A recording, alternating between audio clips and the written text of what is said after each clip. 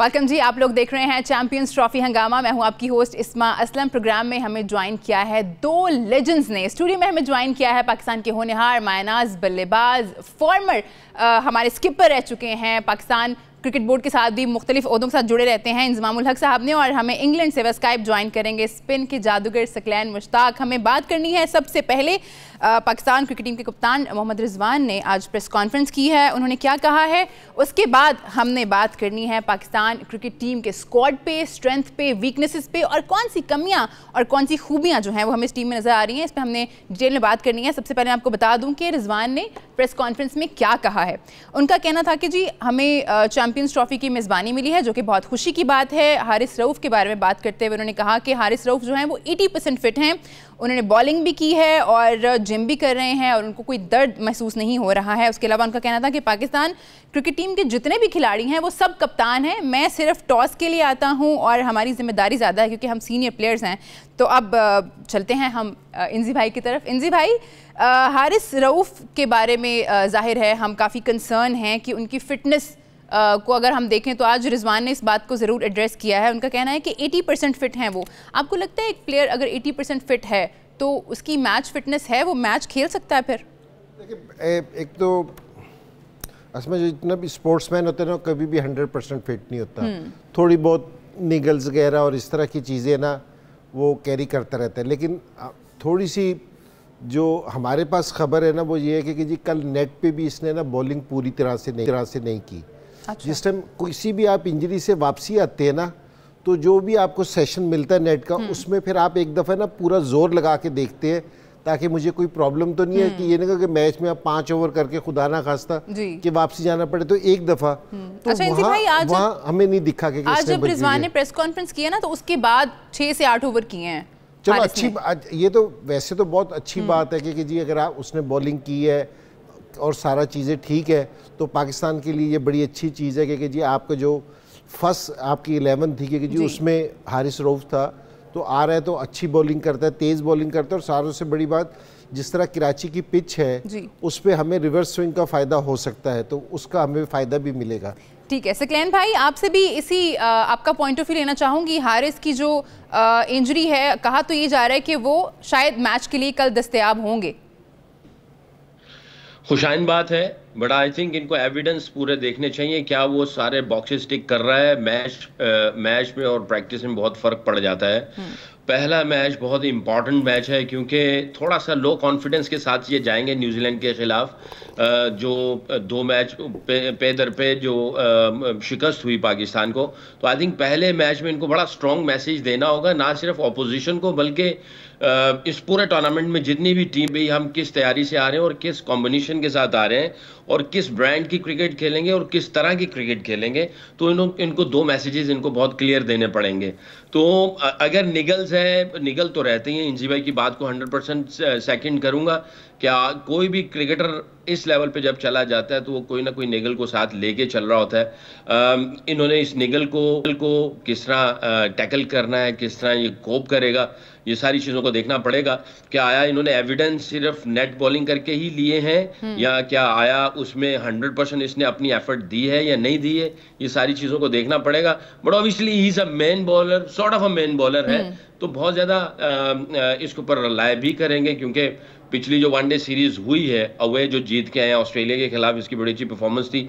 तो शायद उन सारी चीज़ों को देखते हुए इनकी सोच, इनका बिलीफ इसकी तरफ होगा। बहरहाल देखते हैं, अभी टाइम है कि कितनी जल्दी ये चीज़ों को पकड़ते हैं। ठीक है जी, पाकिस्तान जो है 29 साल के बाद आईसीसी इवेंट होस्ट करने जा रहा है और कल इसका ओपनर मैच जो है वो खेला जाएगा जी पाकिस्तान वर्सेस न्यूजीलैंड। और अगर मैं न्यूजीलैंड की बात करूं तो हाल ही में ट्राई सीरीज़ जो है वो मुकम्मल हुई है और पाकिस्तान के न्यूजीलैंड ने 2 मैचेस में जो खेले गए सीरीज़ के दौरान दोनों में हराया है। और इसके अलावा अगर हम न्यूजीलैंड का रिकॉर्ड जो है वो पाकिस्तान में देखें तो 2019 से अब तक उन्होंने 11 मैचेस खेले हैं और 11 मैचेस खेले हैं यहाँ पे। और वो जितनी भी टीम्स इस टूर्नामेंट में खेल रही हैं, न्यूजीलैंड वाहिद ऐसी टीम है जिसने सबसे ज़्यादा ओडीआईज खेले हैं, तो जाहिर है इस फेमिलियरिटी तो होगी ना उनकी यहाँ की कंडीशंस के साथ। नहीं, और अगर आप पिछले भी 2 मैचेस देखें या साउथ अफ्रीका के खिलाफ भी खेले, साउथ अफ्रीका के खिलाफ भी उन्होंने 304 रन है ना चेज़ किए थे और बड़े आराम से कर लिए थे, कोई उनको मुश्किल नहीं हुई थी। तो न्यूजीलैंड जिस तरह की क्रिकेट खेल रही है ना, तो वो बड़ी ज़बरदस्त क्रिकेट खेल रही है और कंडीशंस का अब मसला ख़त्म हो गया। जब से ये लीग शुरू हुई है ना, जी। तो सारे प्लेयर्स है ना आके पाकिस्तान में भी खेलते हैं, इंडिया में भी खेलते हैं और बांग्लादेश में भी जाके खेलते हैं। जो पहले एक चीज़ होती थी ना कि आप स्पिनर्स को नहीं खेल सकते या इस कंडीशंस में नहीं खेल सकते, अब वो बहुत ज़्यादा फ़र्क नहीं रहा। अब तो मुझे बास में, वैसे मैं सीरियस बताऊँ, ऐसा लगता है कि जिस तरह पाकिस्तान वाले बाहर से आके खेल रहे हैं कि इनको स्पिनर्स को खेलने की मुश्किल होती है। तो मुझे नहीं लगा कि जी कहीं भी उनकी टीम ऐसी है। और ये जो टीम है ना, ये इंडिविजुअल पे नहीं खेलती, ये एज ए टीम खेलती है। अगर आप इनकी परफॉर्मेंस देखी जाए ना, एक किसी की बड़ी परफॉर्मेंस होगी, बाकी साथ है ना चिप इन कर रहे होते हैं। तो ये टीम है ना बड़ी बैलेंस टीम है और बड़ा अच्छा खेल रही है। और सारे लड़के जो लास्ट सीरीज़ देखिए, ट्राई नेशन देखिए, उसमें ना ये सारे लड़के फॉर्म में नज़र आ रहे थे। तो ये स्ट्रॉन्ग कैंडिडेट है। और पाकिस्तान का मैच इतना आसान नहीं होगा इनका, लेकिन पाकिस्तान की भी टीम है, हमारी कंडीशंस है, हम किसी को भी हरा सकते हैं, ऐसी नहीं है बात। सकलैन भाई, न्यूजीलैंड के अगेंस्ट आप खेल रहे हैं अपना ओपनर, और फिर वो टीम जिससे आपने 2 मैचेस अभी हारे हैं उसके अगेंस्ट खेलना ओपनर में, कितना ज़रूरी है पाकिस्तान के लिए ये मैच जीतना ताकि अच्छा एक स्टार्ट मिल सके, मोरल बूस्ट हो सके? देखें, बहुत ज़्यादा I think more of psychological जो है वो चलेगा। इनको साइकोलॉजिकल बैरियर को इनको क्रॉस करना पड़ेगा। इनको जो है अपने जहन में ये बिठाना पड़ेगा कि हम उनसे सुपीरियर हैं, इवन दो कि उन्होंने 2 मैचेस हराए हैं। थोड़ा सा और अगर पीछे चले जाएंगे तो न्यूजीलैंड ने और पाकिस्तान को यहाँ पे ऑस्ट्रेलिया में ही, उस वक्त गालिबन मैं ही हेड कोच था, तो वनडे सीरीज़ जो है वो ये जीत के गए थे यहाँ पे। तो यानी यहाँ पे उन्होंने बहुत क्रिकेट खेली है, खासतौर पे कराची में तो बहुत ज़्यादा क्रिकेट खेली। मेरा ख्याल है 3 ही वनडे इधर ही थे हमारे। तो आई थिंक न्यूजीलैंड बहुत फेमिलियर है इस सिचुएशन से। ज़ाहिर है हमारे सारे बच्चे सारी ज़िंदगी इन्हीं ग्राउंडों में खेल के आए हैं। मेरा ख्याल है ज़्यादातर साइकोलॉजिकल बैरियर जो है वो उसको इनको क्रॉस करना पड़ेगा, जहन बनाना पड़ेगा। मुझे रिजवान का वो जो उसने अभी इंटरव्यू दिया है उसमें बहुत अच्छी बात लगी कि हर कोई कैप्टन है, खाली मैं कैप्टन नहीं हूँ। तो सबको जो है वो एम्पावरमेंट दे रहा है, सबको वो एक लीडरशिप क्वालिटीज़ दे रहा है कि सब ने अपने अपने रोल को खुद ही डिफाइन करना है। तुम खुद जिम्मेदार हो, चाहे बैटिंग कर रहे हो या बॉलिंग कर रहे हो, इवन फील्डिंग के अंदर भी। तो आपने सारी चीज़ों की तरफ प्रोएक्टिव रहना है, अवेयरनेस जाहिर करनी है और आपने जो है गेम के अंदर इन्वॉल्व रहना है, जैसे एक लीडर इन्वॉल्व रहता है। ये नहीं कि आप स्विच ऑफ हो जाएं। तो आई थिंक ये फिलॉसफी मुझे बहुत अच्छी लगी है। शायद इससे साइकोलॉजिकल जो है इनके बैरियर क्रॉस हो और वो न्यूजीलैंड को जो है वो टफ टाइम दें। और जाहिर है जैसे इंजी भाई ने कहा है, हमारी टीम ऐसी है कि ये किसी दिन भी किसी को भी जो है वो पिछाड़ सकती है, इसमें बड़ा पोटेंशियल है। तो इंशाल्लाह होप फॉर द बेस्ट, हमारी दुआएं इनके साथ हैं। और ये भी उनके लिए बड़ा मुश्किल होगा कि हम 11 कप्तानों के साथ खेल लेंगे। ये बात किसी और तरफ निकल जाएगी। तो हम वापस आते हैं जी। रिजवान ने एक और बात भी की, इंजी भाई, उन्होंने कहा है कि हम सीनियर प्लेयर्स जो हैं उन पर जिम्मेदारी ज़्यादा आती है। अब जब जिम्मेदारी की बात हो रही है तो बाबर आजम क्योंकि एक ऐसा नाम है जिनको लोग बहुतते हैं और उनकी सेंचुरी देखना चाह रहे हैं, बिकॉज 21 इनिंग्स हो गई हैं कि वो सेंचुरी स्कोर नहीं कर पाए हैं। ऑल्दो उन्होंने अच्छी परफॉर्मेंसेस भी दी होंगी, आई एम श्योर उन्होंने अच्छे रन्स भी किए होंगे, बट वो एक जो सेंचुरी वाली बात होती है, जब इतनी लंबा टाइम गुजर जाता है और आप सेंचुरी स्कोर नहीं कर पाते तो उसका भी कुछ इफेक्ट होता है साइकोलॉजिकल आप पे? नहीं, बिल्कुल होता है। और ये रिजवान की बात बिल्कुल सही है कि सीनियर प्लेयर्स को, हमने सुबह भी बात की थी, जिस तरह ही बड़ा टूर्नामेंट आता है तो जो सीनियर प्लेयर होते हैं, जो बड़े प्लेयर होते हैं, तो उनकी परफॉर्मेंस देना बड़ा ज़रूरी होती है। वो लीड फ्रॉम द फ्रंट करते हैं कि अपने प्लेयर्स को, दूसरों को। और बाबर मेरे ख्याल में वर्ल्ड क्लास प्लेयर है, इसमें कोई शक वाली बात नहीं है। और देखिए बड़े प्लेयर है ना, ऐसे मौक़ों के इंतज़ार में रहते हैं, उन पर प्रेशर आता है इस चीज़ का कि जिस टाइम वो आउट ऑफ फॉर्म होते हैं तो सारे लोग उनसे तवक्को कर रहे होते हैं। मैं बाबर को आउट ऑफ फॉर्म नहीं कहूँगा, अगर पिछली सीरीज़ भी देखें 32 भी किया उसने, 29 भी किया, ऐसा नहीं। और बॉल उसके बैट पे आ रहा था। मैं कहूँगा कि वो थोड़ा सा मेरे ख्याल में किसी मौके पे, हालांकि उसकी नेचर नहीं है, ऐसा लगता है कि रिलैक्स होता है। तो बाबर मेरे ख्याल में कि जी अपनी कंडीशंस में खेल रहा है, सारी चीज़ें सही हैं, उसके अंदर मेरे ख्याल में अपने बिलीव करना चाहिए अपनी उस पर सलाहियतों पे। तो मेरे ख्याल में ये कर सकते हैं कि जी। और मैं सारी चीज़ों के बावजूद कहूँ कि जो हमारी टीम है ना, वो अगर पिछला देखा जाए उनका रिकॉर्ड 6 महीने का, तो वनडे क्रिकेट सारों से बेहतरीन खेल रही है। तो मेरे ख्याल में इस चीज़ को, जिस तरह सकलैन ने कहा ना, कि इस चीज़ को ज़रूर जहन में रखना चाहिए कि जी हम बेहतरीन वनडे क्रिकेट खेल रहे हैं। उस माइंड के साथ जाएंगे तो मेरे ख्याल में बहुत फ़र्क पड़ेगा। जो इंसी भाई ने बात की ना यहाँ पे कि ऐसा नहीं कहेंगे कि हम मुश्किल टाइम चल रहा है बाबर का, क्योंकि मैंने ये तो जिक्र किया कि 21 इनिंग्स में उन्होंने कोई सेंचुरी नहीं किया, लेकिन मैं ये अभी यहाँ ज़रूर मेंशन करना चाहूँगी कि ये 21 इनिंग्स में सिर्फ 2 ऐसी इनिंग्स थी जिसमें उनके जो रन्स थे वो डबल फिगर में दाखिल नहीं हो पाए हैं। तो अच्छा कर रहे हैं, कोशिश कर रहे हैं, उम्मीद उनसे हम लोग ये कर रहे हैं कि वो जो है चैंपियंस ट्रॉफी में वो जो एक बैरियर सा लग गया है वो भी ज़रूर उसको अबूर कर सकें। अभी हमें थोड़ा सा ब्रेक लेना है, आप लोग कहीं मत जाइए, देखते रहिए चैंपियंस ट्रॉफी हंगामा।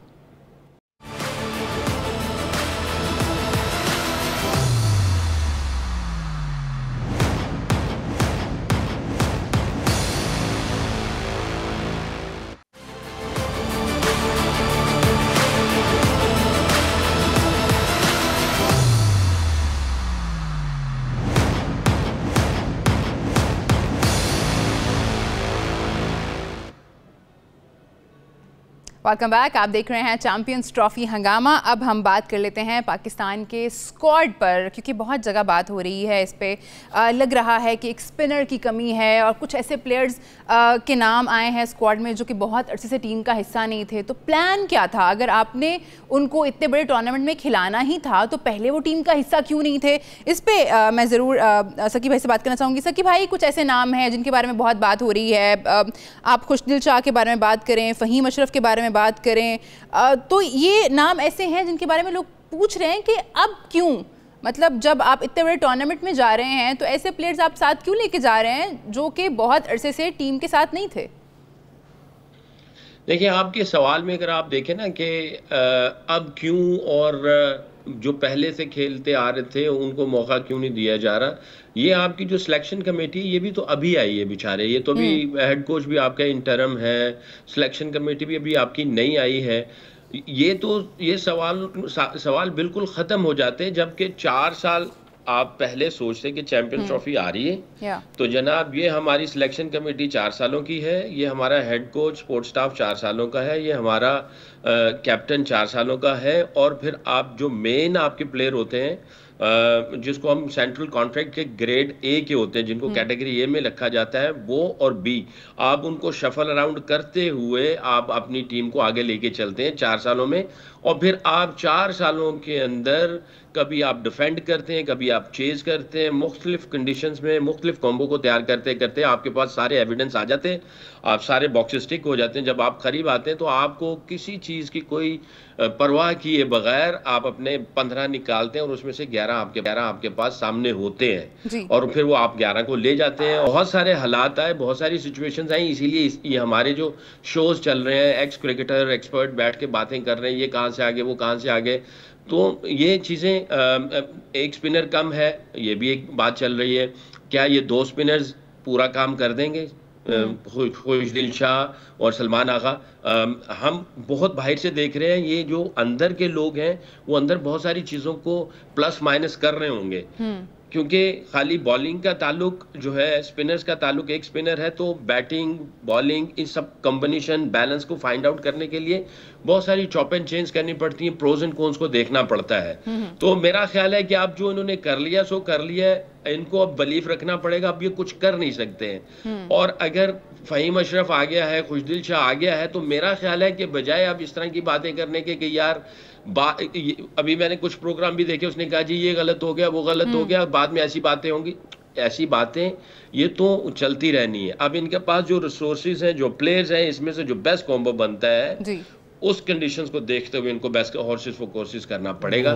मेरा ख्याल है इररेलेवेंट बात हो जाएगी अगर मैं कहूँगा हाँ एक स्पिनर कम है। अब इनके पास ये है, इसमें से इन्होंने कैसे चैंपियंस ट्रॉफी को उठाना है इन प्लेयर्स के एतबार से, जो हो गया सो हो गया, जो सिलेक्ट कर लिए सो कर लिए, तो इनमें से कैसे कॉम्बिनेशन बनाना है। मैं ये समझता हूँ, जैसे मैंने सुबह भी कहा था कि प्रॉबेबली सलमान आगा को 60-70% समझ रहे हैं कि 60-70% स्पिन का लोड उठाएगा, 30-40% जो है वो शदाब क्या नाम है इसका, खुशदिल शाह उठाएगा लोड। हो सकता है अगर पिच कंडीशंस सूट कर रही हैं और कुछ ऐसी सिचुएशन बनी हुई है तो ये दोनों के दोनों 10-10 ओवर के बॉलर बन जाएंगे, हो सकता है 10-10 ओवर के ना हो। तो आई थिंक इन सारी चीज़ों को कैलकुलेट करते हुए बैटिंग को थोड़ा सा लंबा करते हुए कोई ऐसा इन्होंने कॉम्बो बनाया है जिसकी वजह से उन्होंने ये सिलेक्शन की है। आई थिंक जो इनकी कैलकुलेशन है, I think we should back them, और I think we should back the players as well, rather than ये कम है वो कम है, डाउट्स डालने की। मैं ये समझता हूँ ये डाउट्स डालने वाली बात है। ठीक है, इन्होंने जिम्मेदारी ली है, अगर जीते हैं will give credit to them. ये लड़के परफॉर्मेंस देते हैं, we must appreciate to them, और ये आए हैं खेलने, सारी चीज़ें आपको पता चल जाएंगी 20-25 दिन के अंदर इंशाल्लाह। ठीक है जी। इंजी भाई, जैसे सकलैन भाई ने बात की है स्पिनर्स की, तो मैं यहाँ पे एक सवाल मेरे जहन में आया। जैसे कि अब हम चेंज तो कुछ नहीं कर सकते, बट हमने साजिद और नमान को देखा है कि उन्होंने हमारी कंडीशन से बहुत अच्छी बॉलिंग टेस्ट के फॉर्मेट में, तो हम उनको इस वाले फॉर्मेट में क्यों ट्राई नहीं कर सकते? नहीं, एक तो ज़रूर ट्राई कर सकते हैं। पहली बात तो ये कि जी सकलैन की कि अब हमारे बोलने से होना तो कुछ नहीं, बिल्कुल, क्योंकि जो टीम सेलेक्ट हो गई है वो तो हो गई है, हमें अब इसी को सपोर्ट करना चाहिए। तो दूसरी चीज़ ये है कि जिस टाइम आपकी टीम आप अनाउंस करते हो ना, और जिस तरह आप ये गहरा की कि जी आप लंबी बैटिंग अनाउंस करते हैं कि जी लंबी बैटिंग खिला रहे हैं, 8 नंबर तक बैटिंग खिला रहे हैं, तो इसका मतलब ये है कि आप बैटिंग से मैच जीतना चाह रहे हैं, ठीक है ना। जिस टाइम आप 5 रेगुलर बॉलर्स के साथ खेलते हैं ना, तो आप फिर प्लान कर रहे होते हैं कि जी हमने बॉलिंग से अटैक करना है, हमने बॉलिंग से जीतना है। ये आपका प्लान का हिस्सा होता है कि आपने किससे मैच जीतना है, ठीक है ना। मुझे ऐसा लगता है कि जो पाकिस्तान टीम सेलेक्ट कर रहा है ना, जो खिला रहे हैं क्योंकि जी लंबी बैटिंग खिला रहे हैं, क्योंकि जी आप है ना 4 बॉलर्स के साथ है ना 2 जो रेगुलर बैट्समैन हैं उनको लेके आप एक एक्स्ट्रा बैटर खिला रहे हैं, तो आप बैटिंग पे ज़्यादा रिलाई कर रहे हैं कि अगर हमें कोई भी टारगेट मिला तो हम उसको चेज़ करेंगे, या अगर पहले बैटिंग आई तो बड़ा करेंगे। तो ये मेरे ख्याल में रिजवान की या टीम मैनेजमेंट की सोच है कि वो बैटिंग से मैच जीतना चाह रहे हैं कि जी बॉलिंग पे। अच्छा, यही वाली जो सी चीज़ एक दफ़ा ये देखने में भी आई यहाँ, जिस तरह ये लास्ट मैच था ना न्यूजीलैंड के साथ, मैं ये समझ रहा था कि अगर यहाँ एक रेगुलर स्पिनर और होता, क्योंकि देना विकटें कराची की भी, लाहौर की भी, पूरे पाकिस्तान की ऐसी होंगी, जिस टाइम भी आप सेट हो जाओगे ना तो फिर आप है ना स्कोर कंट्रोल नहीं कर सकते। आपको ऐसे बॉलर खिलाने चाहिए कि जो आपको विकेट लेके देंगे, ताकि फिर आप दूसरे को डिफेंड कर सकते हैं। तो मेरी राय ऐसी है कि जी पाकिस्तान में खेलते हुए अगर आप साउथ अफ्रीका में खेल रहे हो ना, कि जहां हमारे बैट्समैनों को मुश्किल आती है, तो आप अपनी बैटिंग लंबी कर सकते हैं। लेकिन पाकिस्तान में जहां फ्रेंडली पिचेस है बैट्समैनों के लिए, वहां अगर आप 8 नंबर तक बैटिंग खिलाते हैं तो थोड़ी सी हैरानगी की बात है।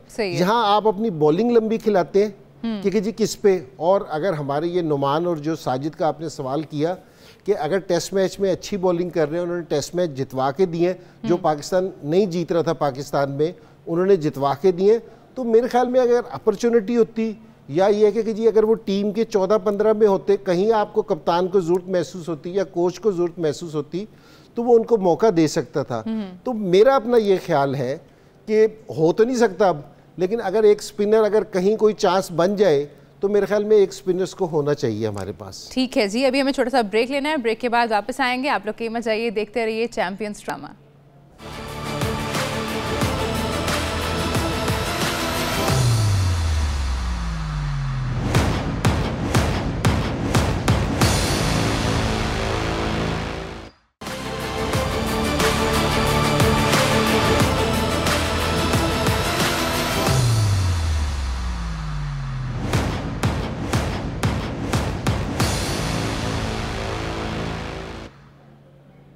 Welcome back. आप देख रहे हैं चैंपियंस ट्रॉफी हंगामा। ब्रेक पे जाने से पहले हम सिलेक्शन के बारे में बात कर रहे थे। अब 15 का स्क्वाड तो हमारे सामने है।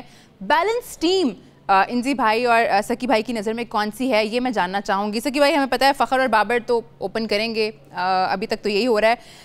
What do you think number 3 पे हमें किसके साथ जाना चाहिए? सऊद के साथ जाना चाहिए या हमें उस्मान खान के साथ जाना चाहिए? जी नहीं, सऊद एक तो पाकिस्तान टीम के साथ है ना, ज़रा रेगुलर खेल रहा है कि जी, और उसकी टेस्ट मैचेस पे भी बड़ी अच्छी परफॉर्मेंस है। तो और थोड़े से ठीक है कि सऊद ने ना, सऊद शकील ने 2-3 मैचेस अच्छे नहीं खेले, लेकिन जो उसका कॉन्फिडेंस है ना, जो उसने टेस्ट मैचेस में पिछले पूरे 1 साल परफॉर्मेंस किया या जिस तरह की खेल रहा है, तो मेरे ख्याल में उसको थोड़ा सा और मौका देना चाहिए ताकि वो खेले। और लेफ़्ट हैंडर भी है, ज़रा बॉलर्स को मुश्किल भी होती है, राइट लेफ़्ट का कम्बिनेशन भी होगा। तो सऊद ऐसा प्लेयर है जो मैं समझता हूँ जो स्पिनर्स को भी बहुत अच्छा खेलता है, क्योंकि यहाँ जिस टाइम अगर वो खड़ा हो जाएगा ना, और वो अब टेस्ट मैचेस में उसने बहुत इम्प्रूवमेंट की है क्योंकि जी उसका स्ट्राइक रेट टेस्ट मैचेस में भी बहुत अच्छा है। तो यहाँ जिस टाइम वो खेलेगा ना, सेटल हो जाएगा, एक दफ़ा स्कोर करेगा, उसको कॉन्फिडेंस मिलेगा। तो मेरा ये ख्याल है कि जी वो बड़ा यूज़फुल प्लेयर है और है ना, पाकिस्तान को ये मैच जितवा सकता है, इसमें केपेबल है कि ये विनिंग हिट भी मार सकता है, क्योंकि जी पूरा मैच लेके चल सकता है, जो बड़ा ज़रूरी है। और ये अच्छे स्ट्राइक रेट के साथ खेलेगा। तो मेरे अपने राय ये है कि जी जो इन्होंने टीम जो बैटिंग ऑर्डर है, हो सकता है कि जी जो ओपनिंग पे मैं इतराज़ कर सकता हूँ, लेकिन मेरे ख्याल में साउथ शकील पे और जिस समय उसकी बात आएगी तो मेरा वोट है ना साउथ शकील की तरफ होगा। ठीक है ज़की भाई, मैं आपसे भी जानना चाहूँगी, आप किसके साथ जाना चाहेंगे, साउथ शकील के साथ या उस्मान खान के साथ? 100% एग्री करूंगा इंजी भाई की बात पे, और it does make sense a lot, क्योंकि वो ऐसा प्लेयर है कि गेम चलाए चलता है, रुकता नहीं है, स्पिनर्स पे बहुत अच्छा मनूवरिंग करता है, और जो है जो इसकी रिसेंट परफॉर्मेंस रही है ख़ास तौर पे सब कॉन्टिनेंट में, वनडे क्रिकेट जो है आप उसको कह सकते हैं कि वो टेस्ट क्रिकेट के साथ थोड़ा सा जो है ना वो सिमिलैरिटीज आ जाती हैं इन टर्म्स ऑफ कि किस तरीके से आपने गेम को लंबा लेके जाना है, उसमें थोड़ा सा टेम्पो, थोड़ा सा वो चीज़ें जो है ना मिलती जुलती हैं। तो साउथ शकील ने जो है ना बहुत अच्छी आउटस्टैंडिंग किस्म की परफॉर्मेंस दी। अभी आई थिंक उस्मान को मेरा ख्याल है उसका अभी डेब्यू नहीं हुआ, if I am not wrong, तो उसको पहले डेब्यू करवा देना चाहिए था ताकि वो भी कुछ बॉक्सेस टिक कर देता, कुछ एविडेंस आ जाते हैं। बट आई थिंक 100% एग्री करूंगा इंजी भाई के साथ कि साउथ शकील को ही लेके जाना चाहिए, और लेफ्ट राइट का कॉम्बो उनको ऊपर से ही मिलता चला जाएगा।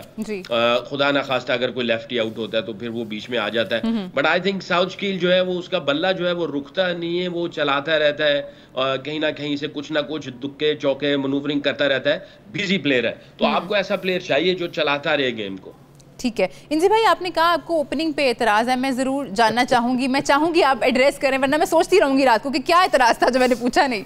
देखिए मुझे एतराज़ इस चीज़ पे था, एक तो जिस तरह बाबर है ना, सो अगर बाबर का रिकॉर्ड उठा के देखा जाए तो वो नंबर 3 पे ना उसकी परफॉर्मेंस है ना ओडीआईज में बहुत ज़बरदस्त है, बेहतरीन है। तो मैंने कहा अगर हमें ओपनिंग की भी प्रॉब्लम हो रही है और नंबर 3 की भी प्रॉब्लम हो रही है, तो जो हमारी सही चीज़ जा रही थी तो हमने उसको भी ख़राब कर लिया, छेड़ लिया हमने, वो भी छेड़ लिया।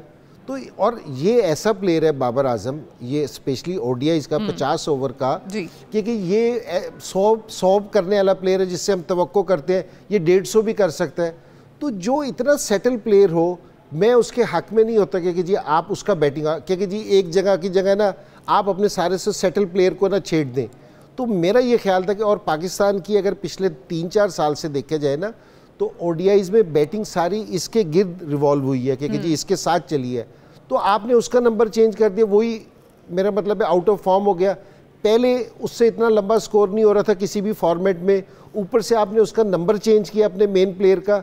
तो मेरे ख्याल में ये बाबर आजम के लिए भी ना थोड़ा सा टफ है। और दूसरी चीज़ मैं बताऊँ, लोग खुश हैं कि बाबर आजम वो फ़खर जमान दोबारा से ओपनिंग कर रहा है, लेकिन आपने जिस तरह अभी सिकलैन बात कर रहा था ना कि आप थोड़े अरसे पहले से प्लानिंग करते हैं कि जी आपने किधर किधर जाना है, तो आपने फ़खर को सिर्फ ये इस लास्ट सीरीज़ में डाल के उसको 3 मैचेस में ओपनिंग कराई है, वरना पिछले 3 साल से वो 4-5 नंबर पे खेल रहा था।